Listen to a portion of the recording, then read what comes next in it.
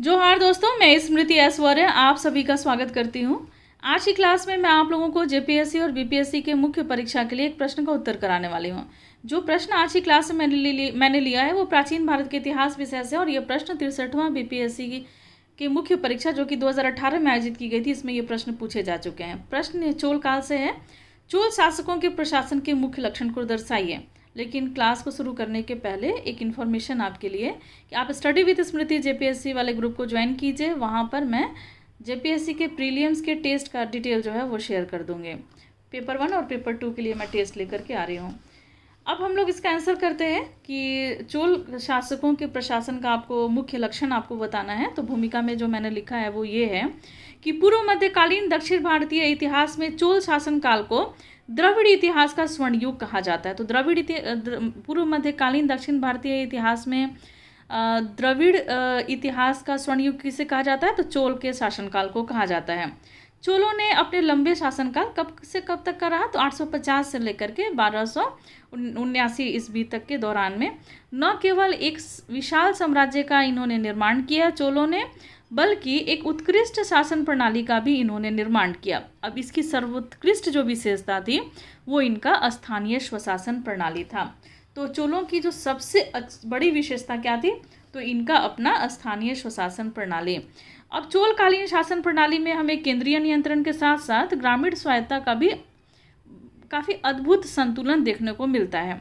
साथ ही चोलों का जो शासनकाल था वो सामाजिक सामंजस्य, आर्थिक प्रगति, धार्मिक सहिष्णुता, साहित्यिक प्रगति तथा कलात्मक विकास का युग था। ये चोल प्रशासन की उपरोक्त विशेषताओं का संक्षिप्त विवरण हम लोग अब निम्नलिखित तरीके से जानेंगे। देखिए, चोल प्रशासन की विशेषताओं को मैंने यहाँ चार्ट के माध्यम से छोटा हल्का सा मैंने आपको यहाँ पे डिटेल दिया है, जो कि आपको मुख्य भाग में ये सारी चीज़ें पढ़ने मिलेंगे। चोल प्रशासन की यहाँ विशेषता को मैंने बताया है और ये कौन अलग अलग भागों में मैंने बांटा है। सबसे पहले तो केंद्रीय प्रशासन, फिर दूसरे में हम लोग जानेंगे भू राजस्व प्रशासन, तीसरे में हम लोग जानेंगे स्थानीय प्रशासन, चौथे में हम लोग जानेंगे सैन्य प्रशासन। इस तरीके से हम लोग चोल काल के प्रशासन के लक्षणों को, मुख्य लक्षणों को जानेंगे। सबसे पहले तो हम लोग जाने केंद्रीय प्रशासन। काफ़ी शक्तिशाली था ये केंद्रीय प्रशासन। अब इसमें क्या था कि चोलों का जो साम्राज्य था वो काफ़ी विशाल था, बहुत विशाल साम्राज्य थे इनके। साम्राज्य की सीमा और साधन में वृद्धि का जो कारण था वो चोल शासकों की शक्ति और गौरव में इससे काफ़ी वृद्धि हुई। तो जो साम्राज्य थी उसकी सीमा और साधन में वृद्धि बहुत ज़्यादा हो गई थी, जिस कारण से चोल जो थे वो काफ़ी शक्तिशाली हो गए थे और इनका गौरव भी काफ़ी बढ़ गया था। शासन का प्रत्येक अंग सुव्यवस्थित और सुसंगठित था। किसी भी शासन तभी शक्तिशाली होगा जब वो संगठित होगा, सुव्यवस्थित होगा और जिसके प्रत्येक अंग जो होंगे वो स्वतंत्रता पूर्वक कार्य करते होंगे, तभी वो प्रशासन जो है वो अस्थायित्व रहेगा, मतलब और फिर वो संगठित रहेगा, सुव्यवस्थित रहेगा, क्योंकि वहाँ पे जितने भी अंग हैं सब अभी स्वतंत्रता पूर्वक अच्छे तरीके से काम कर रहे हैं। शासन का स्वरूप जो था वो चोल काल का वो था राजतंत्रात्मक। राजपद जो होता था वो वंशानुगत होता था। शासन का जो प्रधान होता था वो राजा होता था। केंद्र में सबसे ऊपर कौन थे? तो वो थे राजा, क्योंकि राजतंत्रात्मक शासन प्रणाली थी। और मंदिरों में राजाओं और यहाँ से पढ़ते हम लोग, शासन का प्रधान राजा होता था और उसकी शक्ति और अधिकार जो होते थे वो असीमित थे। मंदिरों में राजाओं और राजमहिषियों की प्रतिमाएं प्रतिष्ठित की जाती थी। सोचिए, इतना ज़्यादा शक्तिशाली थे या इतना ज़्यादा ये मतलब इनको अधिकार था और इतना ये सम्मानित पद होता था कि जो मंदिर होते थे वो राजाओं के नाम पे भी होते थे और वहाँ पे उनकी प्रतिमाएं भी प्रतिष्ठित की जाती थीं। राजाओं के नाम पर मंदिरों का नामकरण होता था, जैसे कि राजराजेश्वर मंदिर। मंदिरों और पदाधिकारियों की नियुक्तियां जो थी वो राजा स्वयं करता था। जो वहाँ पे मंत्री नियुक्त होंगे या जो अधिकारी नियुक्त होंगे उसकी नियुक्ति कौन करता था? तो वो राजा करते थे। इनकी सहायता एवं सहयोग से वह शासन के कार्यों का संपादन करते थे। मंत्रियों की सहायता से, अधिकारियों की सहायता से राजा जो थे अपने कार्य करते थे। राजा सबसे बड़े पुत्र को युवराज चुनता था, जो राजा के बाद उसका उत्तराधिकारी होता था। राजा की सहायता के लिए मंत्री परिषद, उच्च स्तरीय अधिकारी, देखिए जो उच्च स्तरीय अधिकारी होते थे इनको कहा जाता था पेरू मदरम, तथा निम्न स्तरीय अधिकारी इनको कहा जाता था सिकतरम। ये सभी होते थे। कुछ अधिकारियों का वेतन के रूप में भूमि अनुदान में दी जाती थी। जो अधिकारी होते थे उनको भूमि को वेतन के रूप में भूमि दी जाती थी, अनुदान के रूप में। संबंधों तथा योग्यताओं के विवेकपूर्ण संतुलन पर आधारित होता था क्या, तो अधिकारियों का चयन। तो अधिकारियों का जो चयन होता था उनके जन्म, जाति, संबंधों तथा योग्यताओं के विवेकपूर्ण संतुलन पर आधारित होता था। संपूर्ण चोल साम्राज्य को प्रशासनिक सुविधा की दृष्टि से अलग अलग भागों में बांटा गया था ताकि प्रशासन चलाना आसान हो जाए। अब किन किन भागों में बांटा गया था, तो ये भाग थे, पहला था मंडलम, मंडलम को क्या कहते थे, प्रांत। दूसरा था कोट्टयम, ये जिला होता था। तीसरा था नाडु, ये जनपद होता था। चौथा था कुर्रम, ये ग्राम समूह होते थे। अब ये अलग अलग भागों में इसलिए बांटा गया था क्योंकि प्रशासन चलाने में सुविधा हो। ठीक है, इस प्रकार अवरोही क्रम में चोल साम्राज्य की जो प्रशासनिक इकाई थी, अवरोही मतलब कि बढ़ते से घटते हुए क्रम में, इसमें क्या था कि राज्य सबसे ऊपर जो था वो राज्य, फिर मंडलम, फिर कोट्टम, फिर नाडु एवं फिर उसके बाद कुर्रम। मंडल का शासन जो था वो अधीनस्थ राजाओं या राज परिवार के सदस्यों के द्वारा चलाया जाता था। मंडलम कौन उसका प्रशासन कौन देखता था, तो ये प्रशासन देखते थे राज परिवार के सदस्य होते थे। ये राजा के प्रतिनिधि के रूप में कार्य करते थे और अपने कार्यों की सूचना जो है वो राजा को भेजते थे और अपनी सेना और न्यायालय इनकी होती थी। अब हम लोग जानेंगे सैन्य प्रशासन के बारे में। देखिए सैन्य प्रशासन जो है उसमें हम लोग जानेंगे। देखिए सारी चीज़ें आपको केवल अगर आपसे सैन्य प्रशासन पूछा जाए तो आपकी शब्द संख्या अधिक होनी चाहिए, लेकिन चूंकि प्रश्न जिस तरीके से आपसे पूछा गया है तो आपको सभी टॉपिक में सामंजस्य स्थापित करना ताकि एक लिमिट शब्द संख्या में आप उसका आंसर कर सकें। और ये देखिए आप हो सकता है कि आप इससे भी कई गुना बेहतर तरीके से आप आंसर कर सकते हैं। एक एग्जाम्पल के रूप में मैं यहाँ आपको देती हूँ ताकि आपको आंसर राइटिंग में थोड़ी सुविधा हो जाए। ठीक है, देखिए सैन्य प्रशासन, चोल शासकों ने साम्राज्य की सुरक्षा और विजय की दृष्टि से विशाल सेना गठित की थी। बहुत विशाल सेना था चोल राजाओं का। चोल सेना के 3 प्रमुख अंग थे जिसमें पद्धति, गजारोही और अश्वरोही, ये 3 प्रमुख अंग थे। राजराज तथा राजेंद्र प्रथम के समय में नौसेना की शक्ति में भी पर्याप्त वृद्धि हुई। तो जो चोल शासक थे जिनका नाम था राजराज तथा राजेंद्र प्रथम, इनके समय में नौसेना की जो शक्ति थी उनमें भी काफ़ी वृद्धि हो गई थी।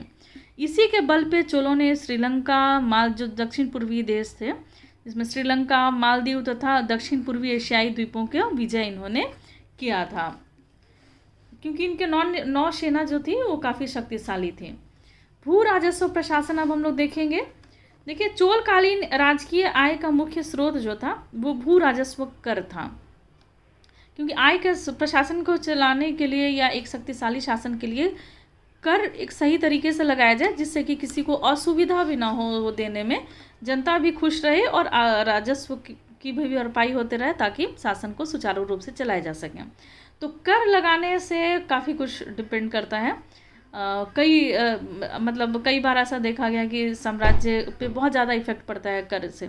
अधिक कर लगाने की वजह से ही जो अंग्रेज थे उनसे जनता जो थी वो असंतुष्ट रहती थी। देखिए यहाँ पे क्या है कि चोलकालीन शासकीय आय का मुख्य स्रोत क्या था, भू राजस्व कर था, जिसे कि ग्राम सभाएं 1/6 की दर से वसूल करती थीं। समय समय पर भू सर्वेक्षण के द्वारा कर का निर्धारण किया जाता था। भूमि का सर्वेक्षण कराया जाता था और उस हिसाब से कर का निर्धारण किया जाता था। साथ ही इसके निर्धारण के लिए खेत की उर्वरता, सिंचाई की सुविधा तथा वार्षिक फसल चक्र, इन सभी चीज़ों को ध्यान में रखा जाता था। ऐसा नहीं है कि जहाँ की मिट्टी मतलब उर्वरक नहीं है, उपजाऊ नहीं है, तो वहाँ पे भी कर वैसे ही लगेंगे जैसे कि कर वैसे जगहों पर लगाए जाते हैं जहाँ पर खेती अच्छी होती है, जहाँ की मिट्टी अच्छी है या सिंचाई की वहाँ सुविधा है, तो उस तरीके से। देखिए तालाब, बांध, नहर आदि का निर्माण राज्य के द्वारा कराया जाता था। व्यापार तथा व्यवसायों पर भी कर जो थे वो लगाए जाते थे। स्थानीय प्रशासन, चोल युग का प्रशंसा विशेष रूप से उस समय की स्थानीय स्वशासन तथा ग्राम सभाओं को प्रदान की जाती है। मतलब वहाँ स्थानीय स्वशासन काफ़ी अच्छा था, उन्नत था। चोल सम्राट परांतक के शासनकाल में 12वें एवं 14वें वर्ष के उत्तर मेरु अभिलेख से चोलकालीन स्थानीय शासन तथा ग्राम प्रशासन का समग्र विवरण मिलता है। अभिलेखों में 3 प्रकार के स्थानीय स्वशासन तथा ग्राम प्रशासन का विवरण मिलता है। ये कौन कौन से हैं, तो ये स्थानीय प्रशासन के प्रकार हैं उर, सभा और नगरम। उर सभा या महासभा भी कहते थे दूसरे भाग को, और तीसरा था नगरम। हम लोग उर के बारे में सबसे पहले जानेंगे। किसी भी गांव के वयस्क पुरुष करदाताओं की प्रतिनिधि सभा को उर कहते थे। इसकी सदस्यता सामान्य जनों को भी प्राप्त होती थी। सभा में कौन कौन होते थे? तो सभा में केवल ब्राह्मण ही सदस्य होते थे और उसका गठन ब्रह्मदेव ग्रामों में होता था।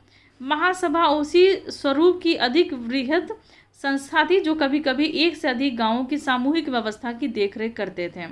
नगरम में क्या था? तो ग्रामीण प्रतिनिधि सभाओं के अतिरिक्त शहरों में नगरम नामक प्रतिनिधि सभा होती थी जो कि व्यापारियों के हितों और उनकी गतिविधियों को का देखरेख ये नगरम करती थी। साथ ही अभिलेखों से यह भी ज्ञात होता है कि इन सभाओं के प्रतिनिधियों का चुनाव प्रत्येक वर्ष किया जाता था। इसके अंतर्गत 1/3 सदस्य जो थे वो हर वर्ष के लिए बदल दिए जाते थे, मतलब 1/3 सदस्य जो था वो हर प्रत्येक वर्ष बदल दिया जाता था। जबकि प्रत्येक सदस्य का कार्यकाल जो होता था वो कितने वर्षों का होता था? वो 3 वर्षों का होता था। सभा के सदस्यों का चुनाव सामान्यतः लॉटरी निकाल करके किया जाता था। जो सभा होते थे उनके सदस्यों का चुनाव लॉटरी निकाल करके किया जाता था। सदस्य वही हो सकते थे जो निर्धारित शर्तों को पूरा करते हों। ये शर्तें थी क्या, कौन कौन सी? तो ये शर्तें मुख्यतः आयु, संपत्ति, शिक्षा तथा चरित्र से संबंधित होती थी। तो ये सभी योग्यताओं को जो फुलफिल करता था वही उसी का नाम लॉटरी में डाला जाता था। लॉटरी निकाल करके सदस्य की का मतलब चुनाव होता था। सभा के कार्यों को सुचारू रूप से संचालित करने के लिए समिति का गठन किया गया था जिसे कि वरीयम कहा जाता था। सभाओं का केवल आय व्यय और कार्यों का पूरा लेखा जोखा रखा जाता था, बल्कि मतलब केवल आय व्यय का ही पूरा लेखा जोखा नहीं रखा जाता बल्कि वहाँ जांच भी की जाती थी। जहाँ तक सभा के कार्यों का प्रश्न है तो उनके मुख्य कार्य थे सरकार के लिए कर का निर्धारण करना, विशेष स्थानीय कार्य को लिए कर लगाना, दान संबंधित हिसाब किताब रखना, कृषि संबंधित कार्य जैसे कि पट्टे तथा सिंचाई के प्रश्न पर होने वाले झगड़ों का हल करना। तो ये सभी सभा के कार्य होते थे। अब थोड़ा लोग निष्कर्ष में भी देख लें। देखिए, इससे यह स्पष्ट होता है कि चोल प्रशासन सुसंगठित था। चोल प्रशासन की मुख्य विशेषता केंद्रीय प्रशासन और स्थानीय प्रशासन प्रणाली थी। इसके बीच में समन्वय और संतुलन थे। स्थानीय स्वायत्तता के पीछे आधारभूत मान्यता यह थी कि स्थानीय लोगों को अपनी व्यवस्था स्वयं करनी चाहिए। चोल अधिकारी ग्रामीण मामलों में प्रशासन के रूप में नहीं बल्कि परामर्शदाता और प्रेक्षक के रूप में भी भाग लेते थे।